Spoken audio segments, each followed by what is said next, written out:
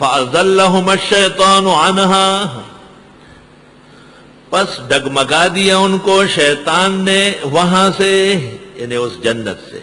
ازل یذل، ذل یذل، فتزل قدم بعد ثبوتها، پھسل جانا، ڈگنا.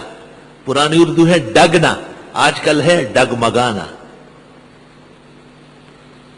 اور ازل یذل کے معنی ہے سازش کر کے، ہیلا کر کے کسی کو مقام سے نکالنا. محمود چغمنی امیری تیمور کے دربار میں آیا، نوجوان لڑکا تھا، خوبصورت اور بڑا اچھا عالم. پہلے سے شیخ الاسلام موجود تھا، بزرگ. بادشاہ اس کا عاشق ہو گیا اور شیخ الاسلام کو کہا کہ یہ محمود چغمنی بہت بڑے عالم ہے، اس کو شیخ الاسلام بناتے کا بالکل میری خواہش ہے، بن جائے. بنا دیا. کچھ دن گزر گئے، بادشاہ کے خاندان میں کوئی بچی مر گئی. پرانے شیخ الاسلام نے کہا کہ محمود جنازہ پڑھا لے. جب محمود جنازے کے لیے کھڑا ہو گیا تو بزرگ شیخ الاسلام نے کان میں کہا لوگ زیادہ ہیں، اونچا پڑھو. اس نے سبحانک اللہم و بحمدک کا سب جنازے کا سبق جو اونچا شروع کیا. جب جنازہ ختم ہوا، بادشاہ نے کہا چھوڑو، یہ شیخ الاسلام نے کہا حقدار نہیں ہے. اس کو تو یہ پتہ نہیں کہ جنازہ میں سر ہے، جہر نہیں ہے، غیر مقلدوں کا جنازہ. ڈاکٹر جاوید مر گیا تھا لاہور میں، جنازے میں گیا تھا، نیک آدمی تھا اور اہل حق سے محبت کرتا تھا. ایک غیر مقلد جنازہ پڑھا رہا تھا. فاغفر لها وارحمها واعف عنها. ڈاکٹر صاحب کو بعد الوفات میت عورت بنا دیا. ہاں ماتے و طالب وہی دس میں چلو شدا خود سڑی ہوا میں ددئی سڑے چمٹ جگہ نہ خزر جوڑی. جنازہ مولانا فضل الرحمان موجود، سارے علماء موجود. اور یہ فغفر لها وارحمها واعف عنها، شابش ہے. نام لیتے حدیث کا اور کام کرتے خبیثوں کا، شرم نہیں آتی. ہر بات میں لوگ کہتے ہیں حرم شریف، حرم شریف. تو حرم شریف میں کوئی جنازہ اونچی آواز سے پڑھ لے، اس کو جزیرے سے آؤٹ کر لیں، اور یہ جہر جنازے میں کرتے ہیں. فَأَزَلَّهُمَا الشَّيْطَانُ عَنْهَا، پس ہٹا دیا شیطان نے ان دونوں کو وہاں سے. فَأَخْرَجَهُمَا، پس نکال باہر کیا دونوں کو، مما، ان نعمتوں سے، کانا فیہ، جس میں دونوں تھے. وَقُلْنَا، اور ہم نے کہا، اِهْبِطُوا، اترو، بَعْضُكُمْ لِبَعْضٍ عَدُوٌّ، بعض تمہارے بعض کے دشمن ہوں گے. وَلَكُمْ فِي الْأَرْضِ مُسْتَقَرٌّ، اور تمہارے لیے زمین میں جائے قرار ہے. وَمَتَاعٌ، و فائدہ اٹھانا ہے، إِلَىٰ حِینٍ، ایک وقت تک. آدم علیہ السلام کو وہ دانہ کھلایا گیا شجر ممنوعہ کا، اور بی بی نے بھی کھا لیا. جب وہ نامناسب اناج کھایا گیا تو اس کا اثر یہ ہوا کہ فَبَدَتْ لَهُمَا سَوْآتُهُمَا، ان کی شرمگاہیں کھل گئی. وَطَفِقَا يَخْصِفَانِ عَلَيْهِمَا مِنْ وَرَقِ الْجَنَّةِ، اور اپنے جسم پر درختوں کے پتے ڈھانکنے لگے. ہائے ہائے ہائے، پریشانی پیش آئی. حدیث شریف بخاری میں ہے، جب رسول کریم صلی اللہ علیہ وسلم کی خدمت میں کھانا رکھا جاتا، آپ شروع نہیں فرماتے جب تک یہ نہ بتایا جاتا کہ یہ کون سا کھانا ہے، کون لایا ہے، کیا چیز ہے. اس کے سامنے بریانی رکھو، بسم اللہ الرحمن الرحیم. بسم اللہ الرحمن الرحیم سے مردار حلال ہو جائے گا.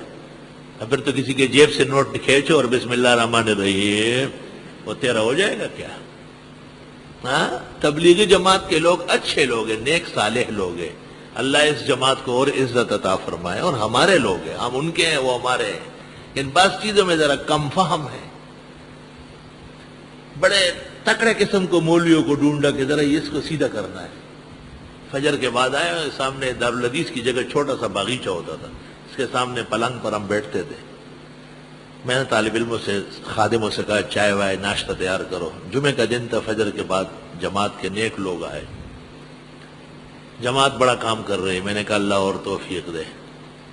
مدرسوں والے بھی آ جائے تو میں نے کہا جب فرصت ملے گی تو آ جائیں گے، فی الحال تو کرانا نہ یہ تو خدے پلوی کرم بکی گی اور پظاہر گرانا زمان جانان مینا۔ باتیں کرتے کرتے میں نے کہا ایک بات میں کرتا ہوں، وہ یہ کہ اب تک آپ نے جتنی حدیثیں سنائی سب جھوٹی ہے، کیونکہ یہ ٹھیکہ آپ نے لیا ہے کہ جو حدیث محدثین نے دفنائی ہے وہ آپ بیان کرتے رہیں گے۔ صحیح حدیثیں جو حضرت شیخ نے تبلیغ نصاب میں لکھی، فضائل صدقات میں لکھی، وہ کیوں بیان نہیں کر رہا؟ آپ پہلے وہ یاد کریں۔ شیخ 55 سال بخاری پڑھا کر پھر یہ کتابیں لکھی، یہ ہمارے ہاں۔ میں نے کہا دیکھو آپ جو سنت بیان کرتے وہ یہ ہے ہاتھ دھو لے، دائیں ہاتھ سے کھائے، اپنے سامنے سے کھائے، بسم اللہ پڑھ کے کھائے، ہو گیا؟ نگاہ ہو گیا۔ میں نے کہا اب وہ جو کھانا پڑا ہوا ہے وہ 11ویں کا ہے، وہ وما اہل بہ لغیر اللہ کسی درگاہ سے کھانا آیا ہوا ہے، وہ ہاتھ دھونے سے اور سامنے کھانے سے بسم اللہ پڑھنے سے کیوں کر حلال ہوگا؟ وہ جو ہمارے ہاں دور حدیث اور تفسیر پڑھ کے گیا ہو وہ کہے گا کہ بھائی یہ معلوم ہونا چاہیے، کوئی نامناسب چیز نہ ہو۔ الحمدللہ۔ وَإِذْ قُلْنَا لِلْمَلَائِكَةِ، یاد کرنے کا ہے جب ہم نے کہا فرشتوں سے اسجدوا لآدم، سجدہ کرو حضرت آدم کے لیے، فسجدوا، پس سب فرشتوں نے سجدہ کیا، الا ابلیس، مگر اس بے ایمان نے نہیں کیا، یہ کھڑا رہا کڑ کے۔ مفسرین کہتے ہیں کہ ایک سجدہ کر کے جب فرشتوں نے سر اٹھائے تو یہ کھڑا ہے، کہیں کھڑا ہوگا ہری پگڑی باندھ کے، یا ٹانگیں بہت کھول کے جو ہے نا، اور ببر شیر داڑھی ایک طرف ٹیڑھی کر کے۔ یہ دونوں فتنے اس شخص میں ہے نا۔ ملائک کو دیکھ کر کے تقلید نہیں کی تو نیکان زمانہ کی تقلید کا منکر، پہلا غیر مقلد۔ اور آدم علیہ السلام کا سجدہ کیوں نہیں کیا؟ سورۃ ہجر میں ہے کہ اس نے کہا اسجد لمن خلقتہ بشرا، چونکہ یہ بشر ہے میں بشر کو نبی نہیں مانتا۔ یہی مولوی نعیم الدین صاحب نے ومن الناس من یقول کی تفسیر میں لکھا ہے کہ پیغمبر کو بشر کہنے میں ان کے جمیع صفات کمال کا انکار لازم آتا ہے۔ تمام معتبرات میں ہے کہ جس نے کسی بھی نبی اور ولی کو غیب دان کہا اس نے کفر کر لیا ہے۔ خلاصۃ الفتاوی میں ہے نکاح کے وقت اگر کوئی کہے کہ اللہ اور رسول میرے گواہ ہے تو یہ کافر ہو جائے گا۔ پھر فرماتے ہیں کیونکہ اللہ تعالیٰ تو غیب دان ہے، لیکن کوئی نبی ولی رسول حیاً میتاً غیب دان نہیں ہو سکتا، اس لیے یہ شرائع کی تکذیب ہے۔ اس مسئلے پر چونکہ فریق مخالف، فریق المبتدعین غلطی کا شکار ہے، اس لیے محقق العصر، ترجمان مسلک دیوبند، مفخر احناف، حضرت مولانا سرفراز خان صاحب مدظلہ نے کتاب لکھی ہے، اس کا نام ہے ازالۃ الریب عن مسئلۃ علم الغیب۔